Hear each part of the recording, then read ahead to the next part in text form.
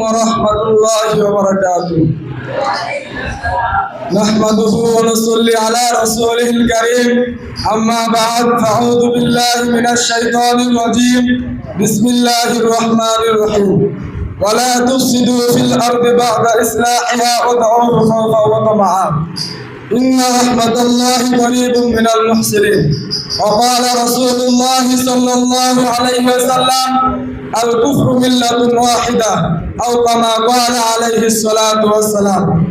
অধ্যকার কামরাহাটি হাদিসুল মাদ্রাসা কর্তৃক আয়োজিত আজকের এই মহরম মাস উপলক্ষে সেমিনারের সম্মানিত সভাপতি বিজ্ঞ বিচারক মণ্ডলী ও সুদক্ষ পরিচালক আমার সামনে বসা বাংলা দূর দূরান্ত থেকে আসা একজন খেলোয়াড় ছাত্র ভাইরা সকলকে আমার পক্ষ থেকে আন্তরিক শুভেচ্ছা ও মোবারকবাদ। পাঠাগার থেকে যে বিষয়গুলি নির্ধারণ করে দেওয়া হয়েছে তার মধ্য থেকে আমি একটি বিষয় নির্ধারণ করে নিয়েছি, তা হল চতুর্মুখী আগ্রাসনের প্রধানে আলেম সমাজ ও আমাদের ভূমিকা। উক্ত বিষয়টির উপর কিঞ্চিত পরিমাণ আলোকপাত করার চেষ্টা করবো। মা তাওফীক ইল্লা বিল্লাহ।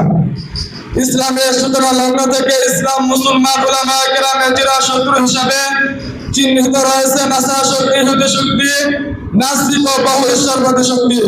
যখন ওই পৃথিবীর কোন ভূখণ্ডের নির্যাতনের নিপীড়নে কালো মেঘমালা ভেদ করে সূর্যের উদয় হয়েছিল, মানবতা পেয়েছিল প্রাকৃতিক শান্তি, প্রাকৃতিক স্বাধীনতার স্বাদ, তখন ওই সাম্রাজ্যবাদী কুফুরের শক্তি চতুর্দিক থেকে হায়নার মতো হিংস্র থাবা মেরে নস্যাৎ করে দিয়েছিল সে সোনালী সিংহাসন, যার ধারাবাহিকতায় ওহুদের ময়দানে দান মুবারক শহীদ হয়েছিল বিশ্ব মানবতার দূত, বিশ্ব শান্তি প্রতিষ্ঠার রূপকার জনাবে মুহাম্মদ সাল্লাল্লাহু আলাইহি সাল্লামের রক্তে রঞ্জিত হয়েছিল তায়েফের ময়দান।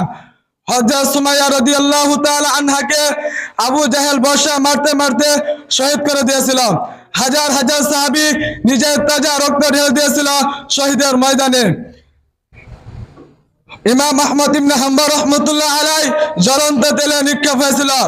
ইমাম আযম আবু হানিফা রাহমাতুল্লাহ আলাইহি কারাগারে বন্দী হয়েছিল।